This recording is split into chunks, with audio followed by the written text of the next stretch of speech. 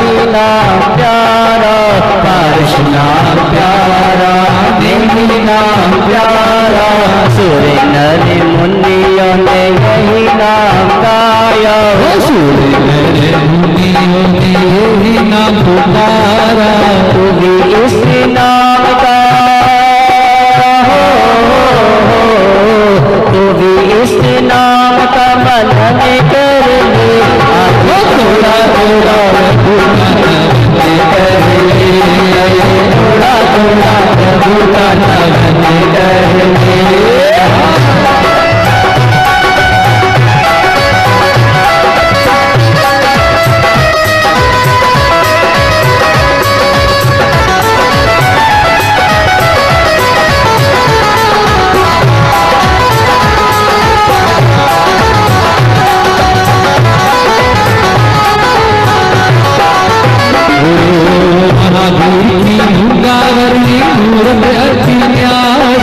महावीर की मुरारी लागी मन हारी।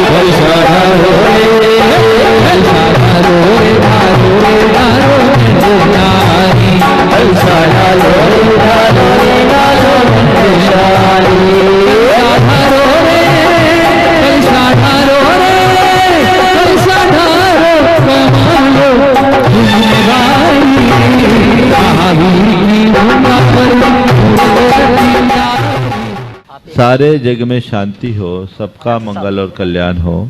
जो नित्य शांति धारा के पुण्यार्जक हैं उनके उनके परिवार में सुख शांति समृद्धि उत्तम स्वास्थ्य की वृद्धि हो। गाजियाबाद से आशीष जैन, सागर से दिव्यांश जैन, इनके जन्म दिवस के अवसर पर इनके परिवार में सुख शांति समृद्धि उत्तम स्वास्थ्य की वृद्धि हो।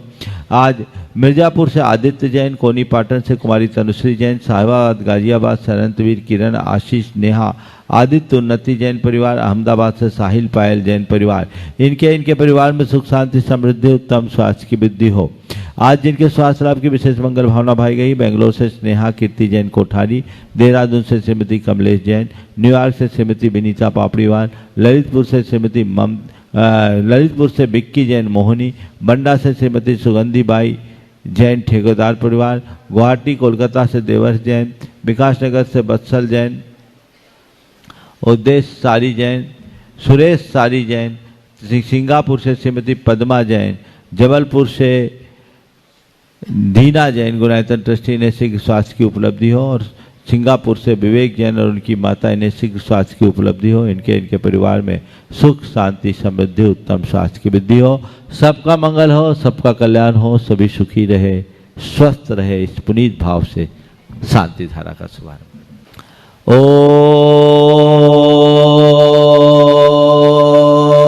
नमः सिद्धेभ्यः श्री वीतरागाय नमः। ओम ह्रीं नमो अरिहंतानम, नमो सिद्धानम, नमो आयर्यानम, नमो वज्रायानम, नमो लोये सब्ब शाहुनम। चत्तारी मंगलम हंता मंगलम सिद्धा मंगलम साव मंगलम केली पनत्तो धम्मो मंगलम। चत्तारी लोगोत्तमा हंता लोगोत्तमा सिद्धा लोगोत्तमा साहु लोगोत्तमा केली पनत्तो धम्मो लोगोत्तमो। चत्तारी सनपवज्जामि हंते सनपवज्जामि सिद्धे सनपवज्जामि साहु सनपवज्जामि केवली पन्नतम धम्मम शरणपवज्जामि। ओम ह्रीं अनादि मूल मंत्रेभ्यो नमः। सर्व शांतिम तुष्टिम पुष्टिम च कुरु कुरु।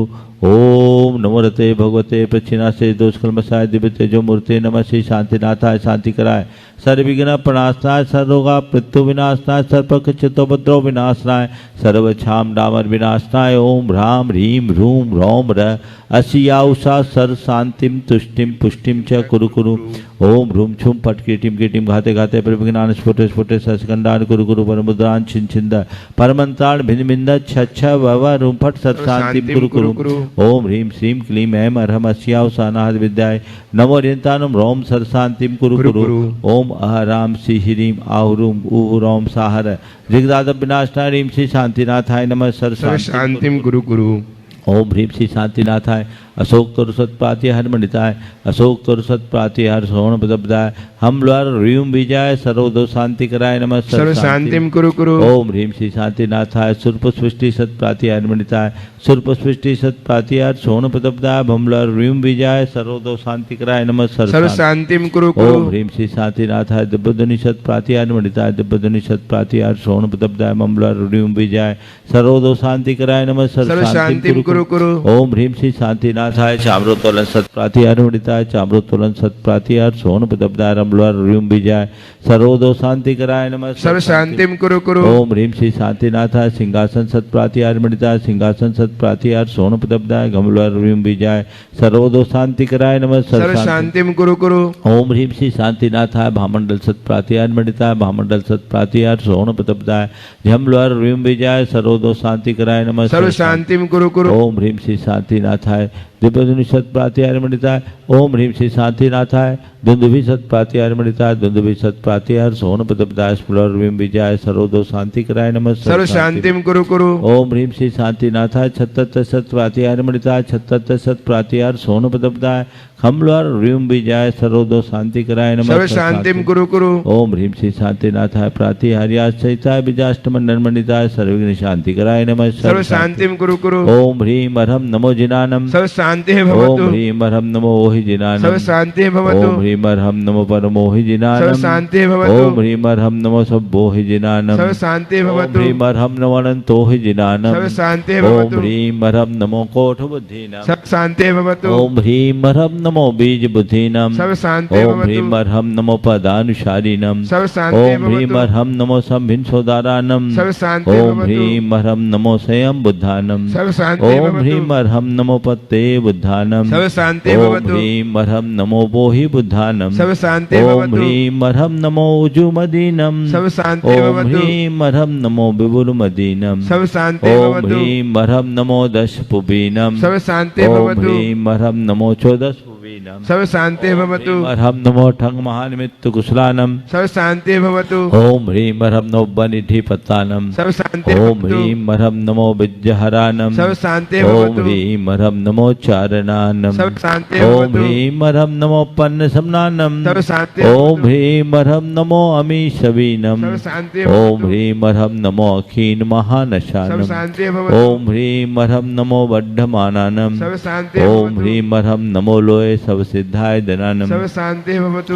ओम ह्रीम अर्हम नमो भयवदो महधि महावीर वड्ढमान बुद्धि ऋषिनम चेदि सर्व सर्व शांति शांति भवतु। ओम नमो भगवतो वड्ढमानस ऋषयसजश्चकम जलम तम गच्छै आयासम पायलम लोयानम भयानम जीवा विवादेवा रंगनेवा थमनेवा मोहनेवा सब जीव सत्तानम अपराजितो भवतु में रख रख स्वाहा श्री शांतिरस्तु सदास्तु। शिवमस्तु सदास्तु। जयोस्तु सदास्तु। नित्यमारोग्यमस्तु सदास्तु। सर्वेषां तुष्टिरस्तु सदास्तु। पुष्टिरस्तु सदास्तु। समृद्धिरस्तु अस्तु। कल्याणमस्तु सदास्तु। सुखमस्तु सदास्तु। अभिवृद्धिरस्तु सदास्तु। दीर्घायुरस्तु सदास्तु। कुलगोत्र धनानि सदा सन्तु सदास्तु। सद्धर्म श्री बलायुरारोग्यैश्वर्याभिवृद्धिरस्तु सदास्तु। ओम ह्रीम अर्हम नमो संपूर्ण कल्याण मंगल रूप मोक्ष पुरुषार्थश्च भवतु। संपूजिकानां प्रतिपालकानां यतीन्द्र सामान्य तपोधनानां देशस्य राष्ट्रस्य पुरस्य राज्ञ करोतु शांतिं भगवान जिनेन्द्र। करोतु शांतिं भगवान जिनेन्द्र। करोतु शांतिं भगवान जिनेन्द्र। प्रध्वस्तघाति कर्मा न केवल ज्ञान भास्करा कुर्वन्तु जगतां शांतिं विश्वाद्या या जिनेश्वरः। जय बोलो श्री आदिनाथ भगवान की जय जय जय। चंद्रप्रभ भगवान की जय जय जय। शांतिनाथ भगवान की जय जय जय। पार्श्वनाथ भगवान की जय जय जय। महावीर भगवान की जय जय 24 तीर्थंकर भगवंतों की जय जय परम जय। पूज्य आचार्य गुरुवर श्री विद्यासागर जय जय जय। परम पूज्य महामना मुनिराज प्रमासागर जी महाराज की, मुनि संघ की।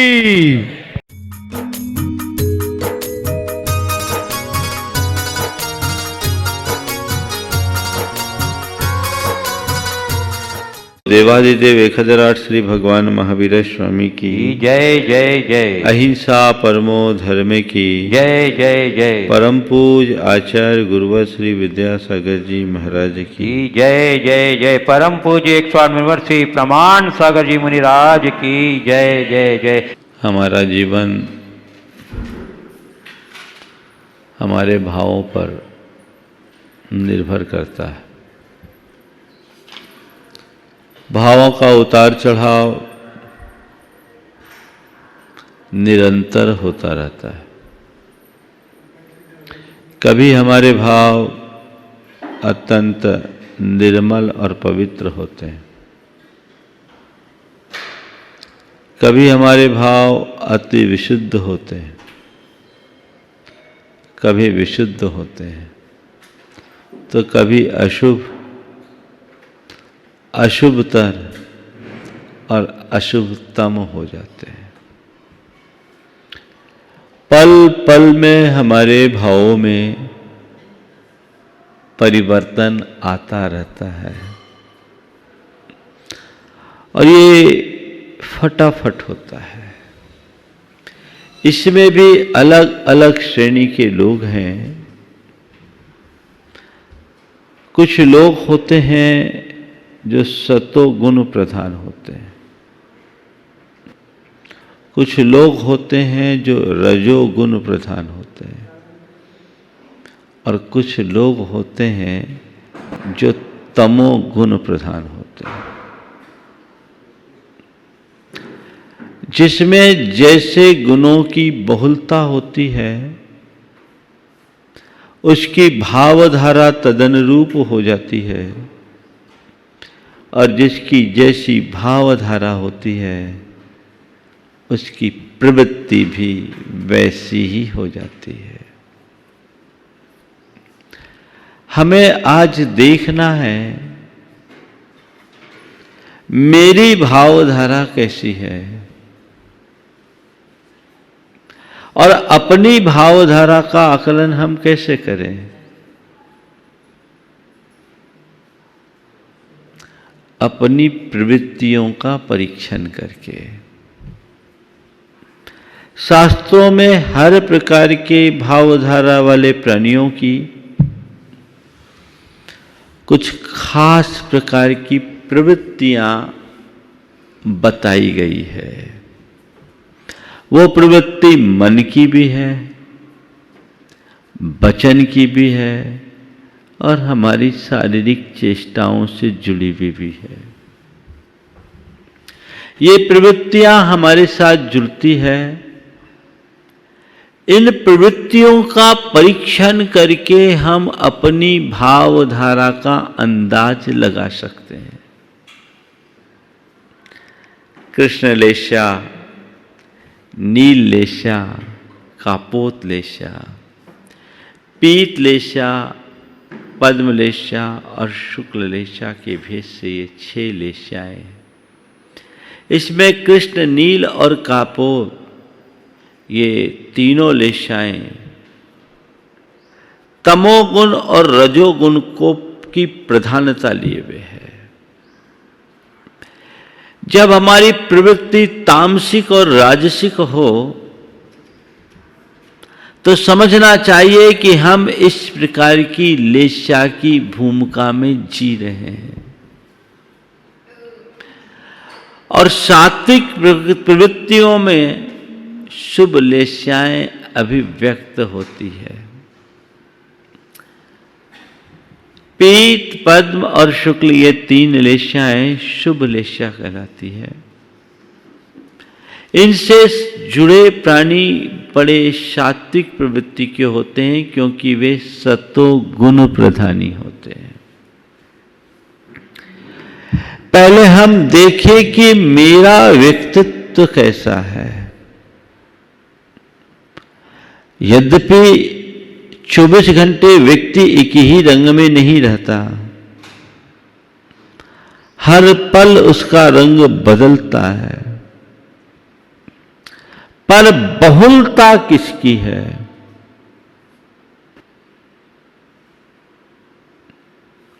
तो आज मैं कृष्ण लेशा से शुरुआत कर रहा हूं, जो सबसे निम्न स्तर की लेशा है। उसके लक्षण बताए। अति रौद्र, महाक्रोधी, मत्सरी, धर्म वर्जित।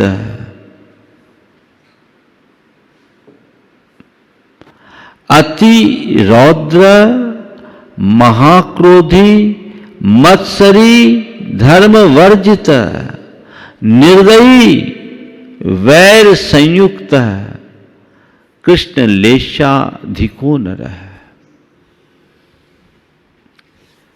सबसे पहली बात, अति रौद्र। रुद्रता का मतलब है क्रूरता। अति क्रूर प्रवृत्ति। जिस क्षण हमारे मन में क्रूरता का भाव है, समझ लेना ये कृष्ण लेशा के परिणाम है, जो हमारे चेतना का सबसे विकृत रूप है, भावधारा का सबसे बिगड़ा हुआ रूप। अपने मन को देखिए, क्रूरता है।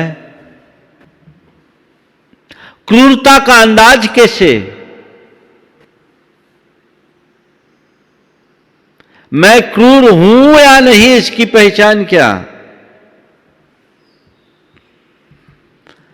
अगर मेरे मन में औरों की गलतियों को माफ कर देने की क्षमता है, तो समझना मैं क्रूर नहीं हूं। पर प्रतिशोध और बदले की भावना में आग लगती है, तो समझ लेना ये क्रूरता की अभिव्यक्ति है। कई लोग बड़े क्रूर स्वभावी होते हैं, छोटी छोटी बातों में भी बड़ा निर्दयतापूर्ण व्यवहार कर देते हैं। ये क्रूरता अच्छी नहीं। पिता नई गाड़ी लेकर आया, गाड़ी घर के बाहर पार्क थी। 5 साल का बेटा उस गाड़ी को देखा, बड़ा प्रसन्न हुआ। वो एक खप्पर से कुछ गाड़ी में लिख रहा था। पिता ने देखा, उसे गुस्सा आया। उसे लगा कि मेरा बेटा गाड़ी में खरोंच कर रहा है, और गाड़ी में खरोंच तो बाद में आई, उसकी छाती में खरोंच पहले आ गई। वो एकदम तेजी से भागा और एक पत्थर उठा करके उस बच्चे के उंगली में दे मारा। उसकी उंगली बुरी तरह फट गई, रक्त की धार बहने लगी। तब उसे होश आया कि मैं क्या कर दिया। बच्चे को उठाया, अस्पताल ले गया। उसके लिए 3 टांके आए। बाद में आकर गाड़ी में देखा तो लिखा था, पापा आई लव यू। पापा आई लव यू। उसे घोर आत्मग्लानि हुई। उस एक क्षण को मेरा विवेक कहां चला गया। काश मैंने थोड़ा संभला होता। मैं अपने इकलौते बेटे को इतना चाहता हूं, पर इस कार्य के मोह में इतना उग्र हो गया कि उसके साथ इतनी क्रूरता और निर्दयतापूर्ण व्यवहार कर लिया। ये बाद में आया, बाद में आया। 4 शब्द हैं आज के संदर्भ में। उतार, चढ़ाव, ठहराव, भटकाव। हमारे भावों में ऐसा होता है, कभी कभी एकदम उतार आ जाता है तो एकदम ढुलक जाते हैं। जिस समय उसके मन में ऐसी क्रूरता का भाव आया, वो उतार की घड़ी थी। कृष्ण लेशा में पहुंच गया, अपना विवेक खत्म कर दिया। प्राय आवेग में विवेक विनष्ट हो जाता है, ऐसा गुरुदेव कहते हैं। शुद्ध बुद्ध खो दिया, ये उतार था। बाद में उसे आत्मग्लानि हुई, अपने आप को धिक्कारना शुरू किया, उसमें चढ़ाव आने लगा, मैंने गलत किया। ये उतार और चढ़ाव, उतार चढ़ाव 24 घंटे में कितनी बार होता है। एक ऐसे व्यक्ति होते हैं जिनमें केवल उतार ही है,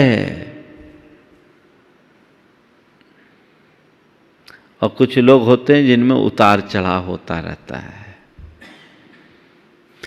मैं किस श्रेणी का हूं, मुझे यह देखना है।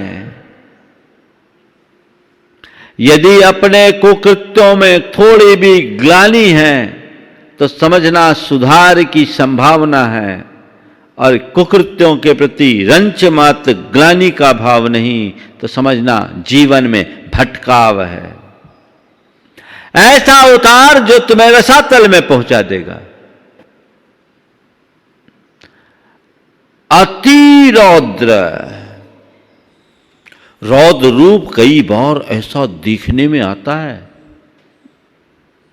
लोग पागलपन की हदों को पार कर देते हैं,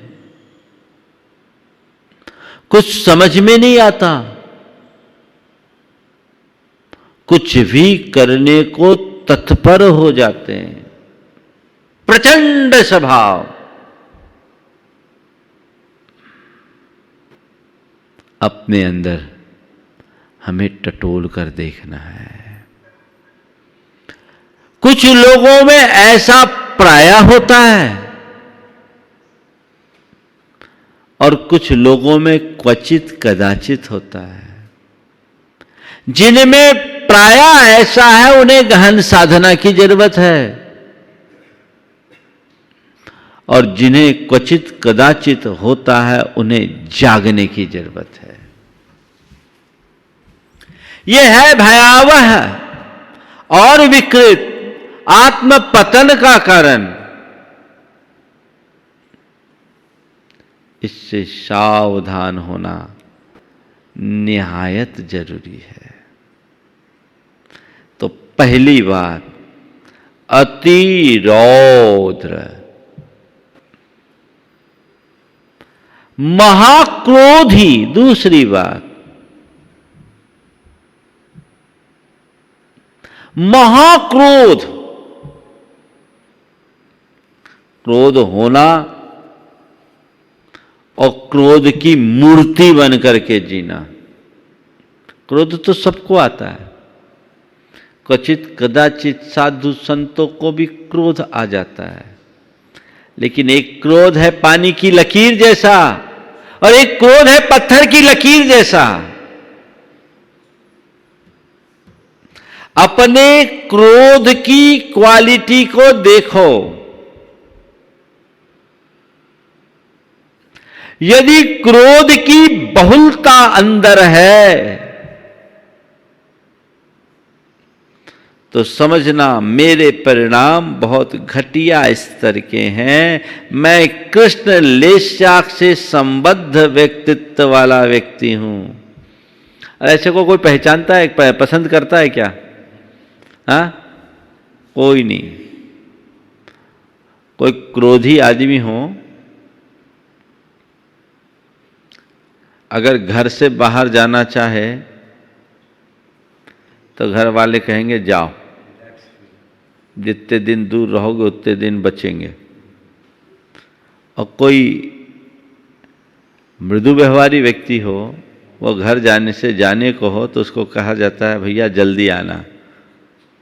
आने में लेट हो जाए तो कहते हैं हम आपको याद कर रहे थे, आपको बहुत मिस कर रहे थे। इसका मतलब क्या हुआ? क्रोध मनुष्य को अप्रासंगिक बना देता है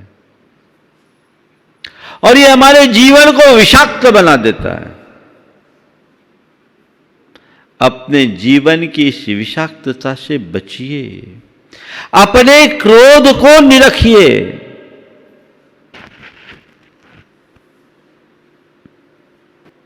एक आदमी बड़ा गुस्सैल था, प्रायः क्रोध में रहता था। एक रोज रात के 12 बजे उसकी धर्मपत्नी उठी और उससे निवेदन किया, लो उठो दूध पी लो, उठो दूध पी लो। पति ने कहा क्या बात है, आज रात 12 बजे दूध पीने की बात कर रही, ऐसा प्रेम कहां से उमड़ आया? रात 12 बजे दूध पीने की बात कर रही है, ऐसा प्रेम कहां से उमड़ आया? बोला प्रेम छोड़ो, मैंने देखा आज नाग पंचमी है तो कहां से नाग ढूंढे, तुम ही पी लो।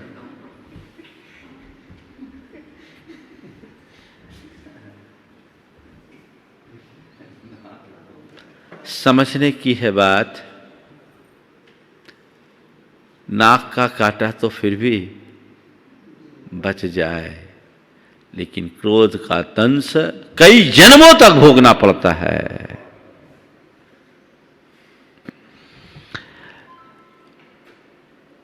जैन जगत में एक कथा आती है चंड कौशिक सर्प की।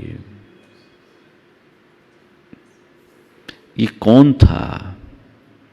अति क्रोध का क्या अंजाम होता है, ये उदाहरण समझने लायक है।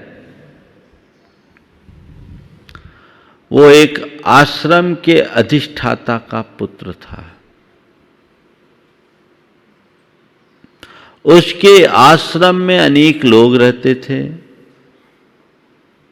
और खूब सारे पेड़ पौधे लगे रहते थे। उस आश्रम में अगर कोई एक पत्ता भी तोड़ता तो उसका क्रोध 7वें आसमान पर पहुंच जाता। उसका व्यवहार बड़ा क्रूर और क्रोध से प्रेरित रहता। नतीजा, आश्रम में रहने वाले अन्य लोग उससे तंग आकर के चले गए। एक दिन एक युवक उसके आश्रम से फल तोड़ना चाह रहा था।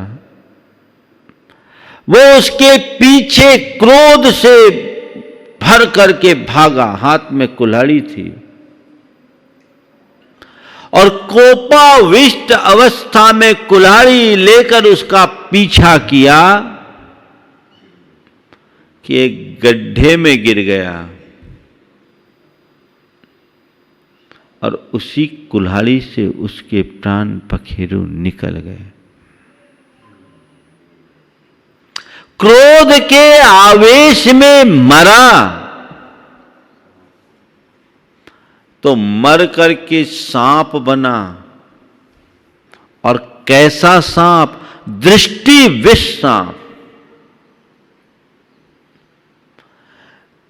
जिसकी देखने मात्र से सामने वाला मूर्छित होकर गिर पड़े, अचेत हो जाए, इतना जहरीला सांप। उसके विष के प्रताप से चारों तरफ 1 योजन के पेड़ सूख गए थे। आकाश में उड़ने वाले पक्षी भी फड़फड़ाकर गिर जाते थे। इतना भयानक वो सर्प था। चंड कौशिक नाम था उसका। ये क्रोध, इसलिए मैंने कहा सांप का डसा तो एक जीवन खोता है, पर क्रोध का दंश कई जन्मों में भोगना पड़ता है। भगवान महावीर के प्रताप से उसका उद्धार हुआ, पूरी कथा अभी नहीं सुनाऊंगा। लेकिन ये चंड कौशिक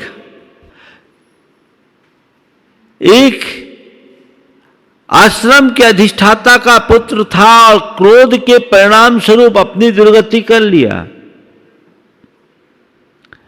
आज भी कई लोगों के साथ ऐसी स्थिति होती है।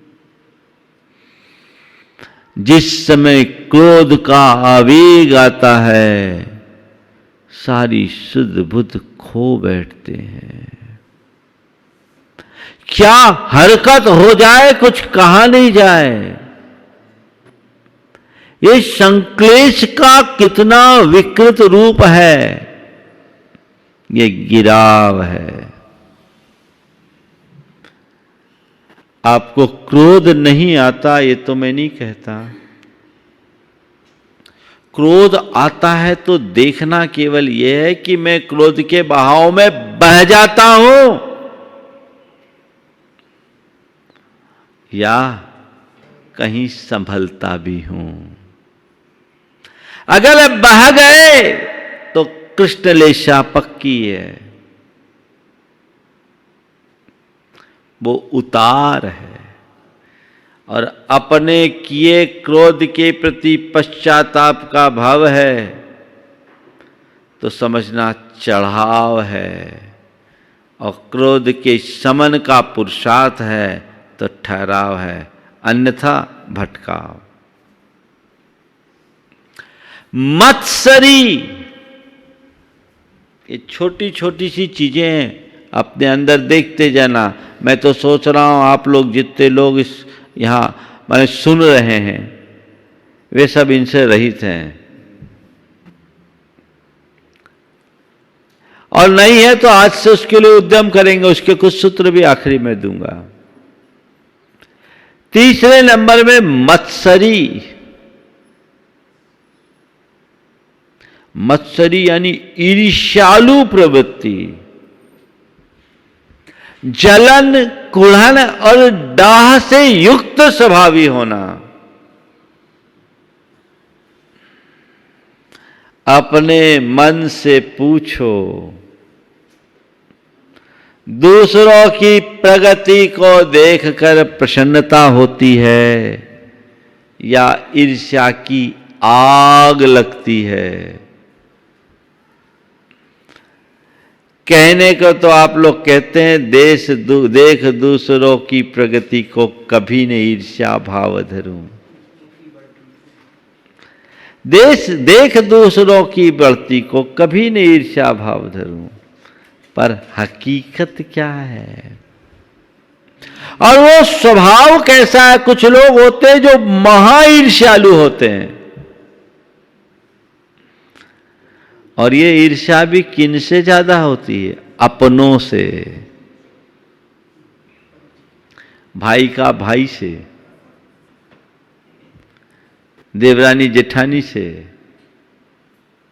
अड़ोस पड़ोस से, साधु का साधु से, त्यागी का त्यागी से, पंडित का पंडित से, एक व्यापारी का उसी क्षेत्र में काम करने वाले दूसरे व्यापारी से। तुम्हें यह देखना है कि मेरी ईर्ष्या किस डिग्री की है। एक बात सदैव ध्यान रखना, ईर्ष्या की अग्नि में जो भी हाथ डालेगा वो जलेगा, वो स्वाहा होगा। ईर्ष्या हमारे जीवन के परम ऐश्वर्य को लील जाती है, इनसे बचना चाहिए। पर तुम्हें देखना केवल ये है कि मेरी अंदर की जो ईर्ष्या है उसका लेवल क्या है। एक सहज ईर्ष्या और एक अत्यंत विकृत रूप धारण करने वाली ईर्ष्या। ईर्ष्या होना, ईर्ष्या के बाद द्वेष उत्पन्न करना, द्वेष के बाद सामने वाले को नीचा दिखाने के लिए कुचक्र रचना, षड्यंत्र करना, उसके प्रति, उसके विरुद्ध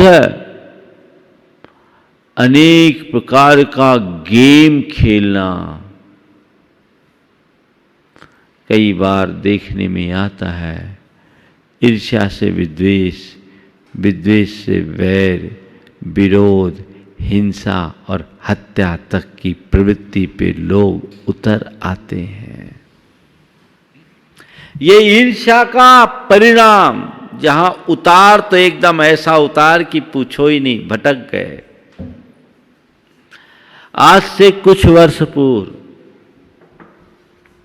देश भर में ये घटना प्रकाशित हुई। संभवतः ये घटना 2013 की है। दो सगे भाइयों का एक ही चीज का कारोबार था, नाम नहीं ले रहा हूं। दोनों के अलग अलग ब्रांड थे। पहले साथ काम करते थे, उसके बाद अलग हुए। दोनों ने अपना अलग अलग ब्रांड बना लिया। दोनों के ब्रांड मिलते जुलते थे, पहला अक्षर अलग अलग था। छोटे भाई का कारोबार कुछ ज्यादा चढ़ गया, बड़े भाई का कारोबार कम था। कहते हैं बड़ा भाई से बर्दाश्त नहीं कर पाया और उसने अपने सगे भाई की हत्या के लिए सुपारी दे दी। और पेशेवर शूटरों ने छोटे भाई को मंदिर से निकलते वक्त गोली मारकर हत्या कर दी। बाद में वो भी फंसा। मैं पूछता हूं, ये किस स्तर का परिणाम है? ये कृष्णलेशा,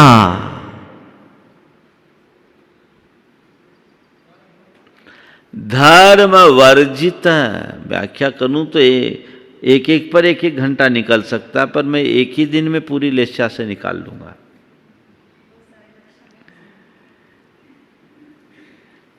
धर्म वर्जित संकेतों में समझना आपको। पहला देखना मेरे अंदर की क्रूरता है, उसका लेवल क्या है। मेरे अंदर के क्रोध का लेवल क्या है। मेरे भीतर की ईर्ष्या किस रूप में है।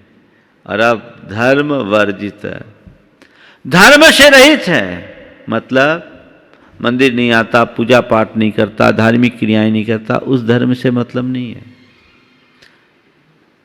उसके हृदय में जो अंदर की करुणा रूप धर्म है, उसका अभाव है।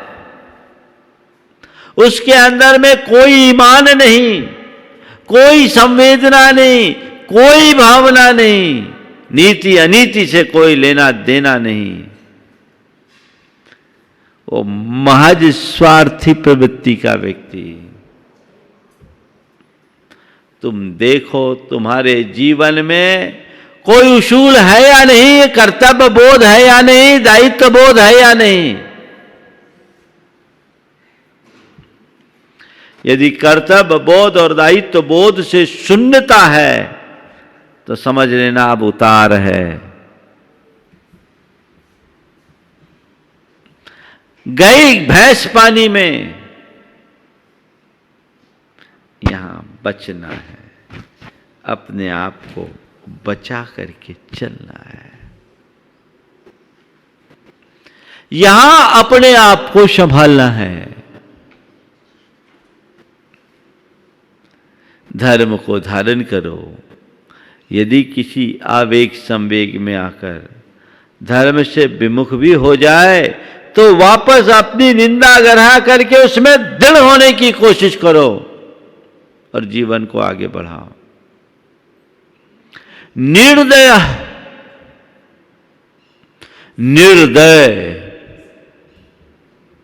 कोई दया का भाव नहीं होना।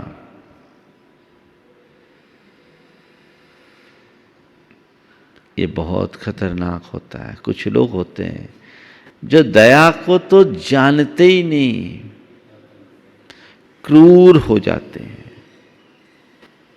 अपने को देखना निर्दयता।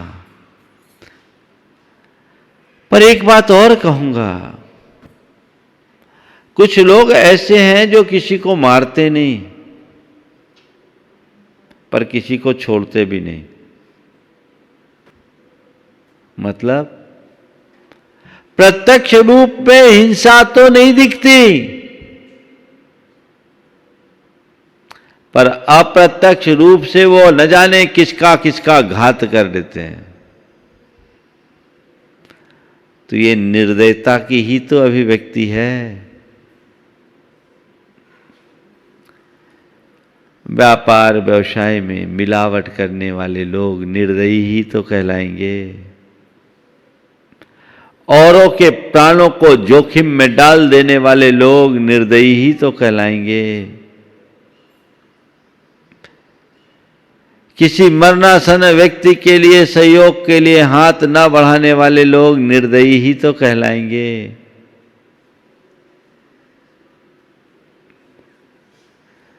और आखिरी लक्षण वैर संयुक्त है। वैर विरोध की गांठ बांधने वाला व्यक्ति। जो निर्दयी होते वो बड़े क्रूर होते। निर्दयता के साथ क्रूरता का संबंध है। देखो कैसी कैसी निर्दयता लोगों के अंदर होती है, क्रूरता होती है। हमने सुना नादिर शाह एक पेड़ के पास था, राजमहल के बाहर खड़ा था। एक बच्चे ने आम तोड़ने के लिए पत्थर मारा, वो पत्थर उसकी आंख में लग गई। उस व्यक्ति को इतना क्रोध आया कि दिल्ली के 15,000 बच्चों की आंखें फुड़वा दी। ये निर्दयता की पहचान है। क्रूरता की अभिव्यक्ति, उसको उसमें आनंद आ रहा है।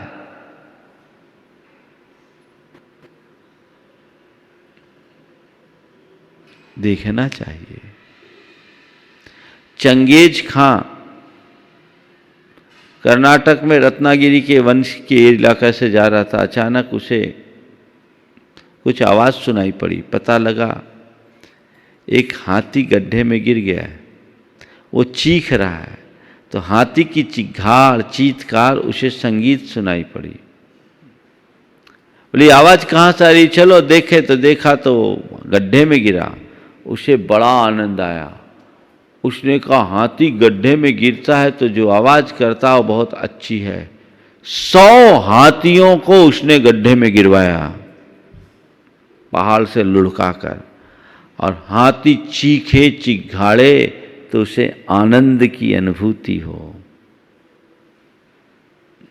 ये कृष्ण लेशा का सबसे बीभत्स रूप है। अपने मन को देखना कि मेरे अंदर निर्दयता है तो अभी मेरी चेतना का स्तर बहुत निम्न है। आखिरी मैं बोल रहा था वैर संयुक्त है।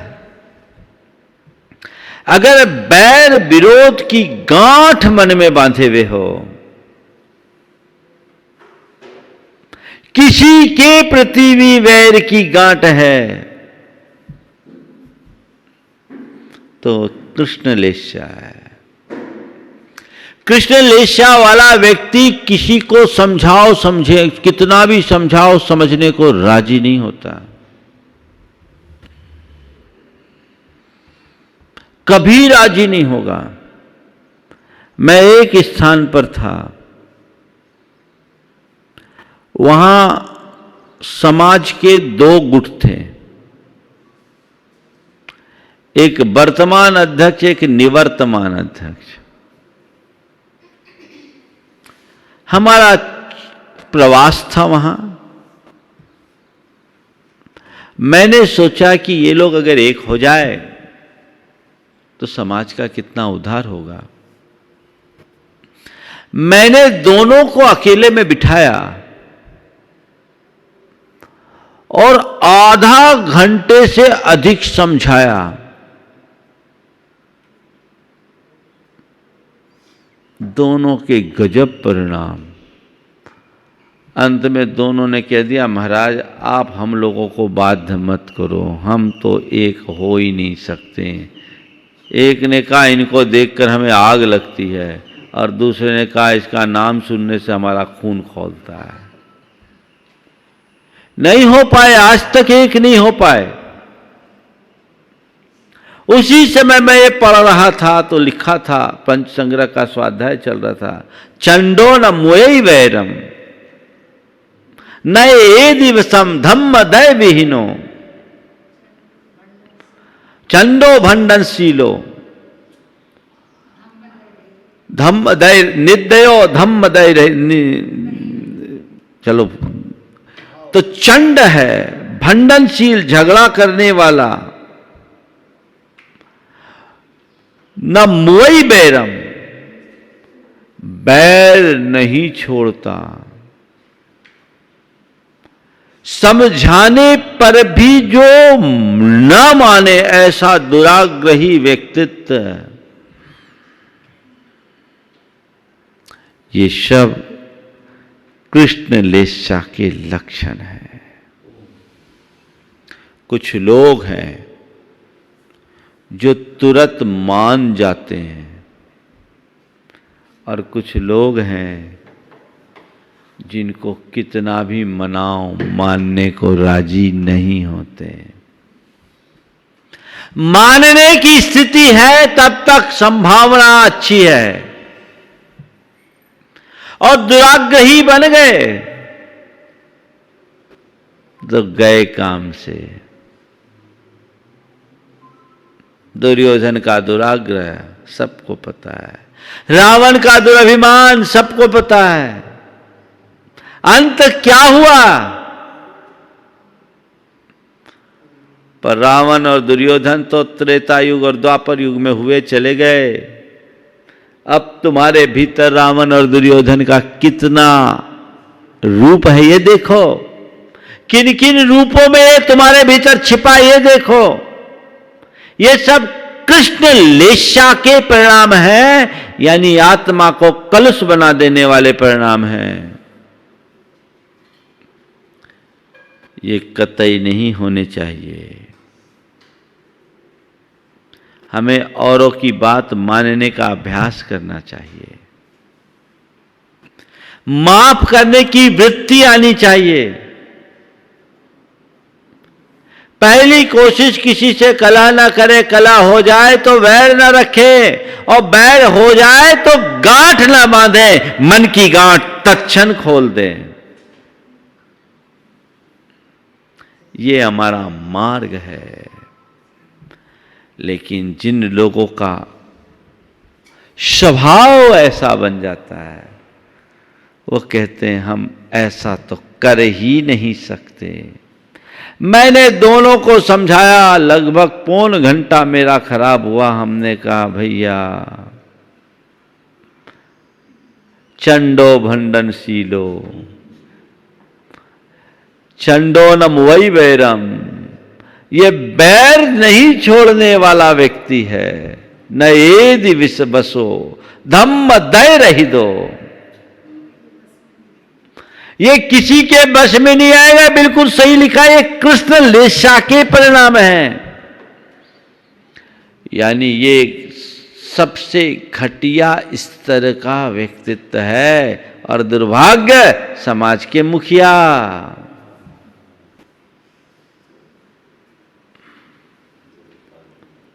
ये गांठ बन जाने से ऐसा होता है।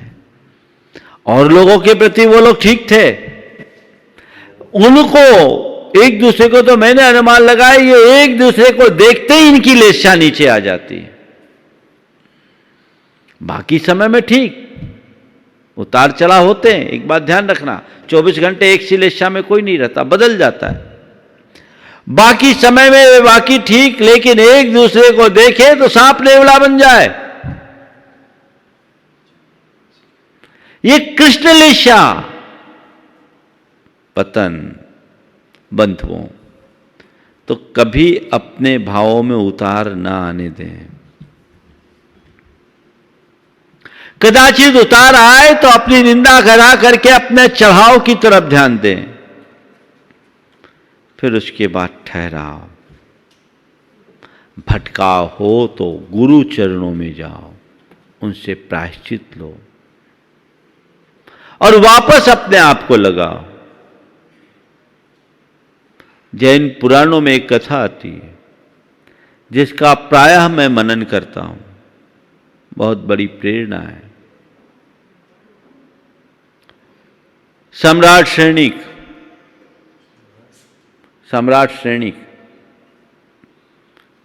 भगवान के दर्शन के लिए जा रहे थे। रास्ते में देखते हैं कि एक मुनिराज एक वृक्ष के नीचे हैं और पहले तो बड़े शांत हैं, लेकिन अचानक उनकी आंखें लाल होने लगी, ओठ फड़फड़ाने लगे, बाहुएं तन गई। सैनिक ने उनकी वंदना की और भगवान के पास जाकर के पूछा, भगवान, अभी अभी रास्ते में मैंने एक मुनिराज के दर्शन किया। जिस समय मैंने नमन किया उस समय बड़े शांत और सौम्य थे, लेकिन अचानक देखते ही देखते उनका रौद्र रूप क्यों हो गया? क्या मुझसे कोई कमी हो गई और वे कहां जाएंगे? भगवान ने कहा, श्रेणिक, वे मुनिराज कोई साधारण व्यक्ति नहीं, ये एक राजा थे और इन्होंने अपने बेटे का अल्प वय में राज तिलक करके सर्व व्यामों से मुक्त होकर मुनित्व को अंगीकार किया। जिस समय तुम उधर से निकले, ये अपनी आत्म साधना में लीन थे कि तभी तुम्हारे पीछे चलने वाले तुम्हारे दरबारियों ने कुछ ने इनकी स्तुति की और उनके पीछे चलने वालों ने कहा, वाह देखो, हाथ पर हाथ धरकर बैठ गया। अल्प वय में जिस बेटे का राज तिलक किया, इसके मंत्रियों ने उसके राज्य को हड़प लिया और बेटे और रानी को राज्य से निर्वासित कर दिया। राजन, उनने कहा, ये साधु है कि पाखंडी? अपने बेटे का राज्य खो गया, रानी आज दर दर की भिखारी हो गई, ये हाथ पर हाथ धरे बैठा है। ये शब्द सुनते ही इनके भावों में उतार आ गया राजन, और उस समय उनके अंदर 7वें नरक के आयु के भाव हो गए। 7वें नरक की आयु का बंध है। मुनि महाराज और 7वें नरक, हां, क्योंकि इस समय वे युद्ध में लीन हो गए हैं। उनके भीतर मार काट मची हुई है। वो एक एक को देख करके एकदम कत्लेआम कर रहे हैं। किया एक को भी नहीं, पर अंदर सब चल रहा है। थोड़ी देर बाद भगवान, अब वो क्या कर रहे होंगे? श्रेणी की स्थिति बदल गई है, स्थिति बदल गई है। अभी अगर वो आयु बांधेंगे तो 5वें नरक के योग होंगे। क्यों? बोले नहीं, अब उनने अपना क्रोध को शांत कर लिया है। अब अपना क्रोध शांत कर लिया है। अब केवल अपने शत्रु को खोज रहे हैं। एक एक को मारने का भाव खत्म हो गया। थोड़ी देर बाद और पूछा, प्रभु अब क्या होगा?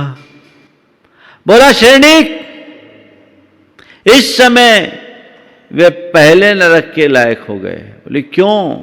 बोला, अब उन्होंने मारना भी बंद कर दिया है, केवल उसे बंदी बनाने का सोच रखा है।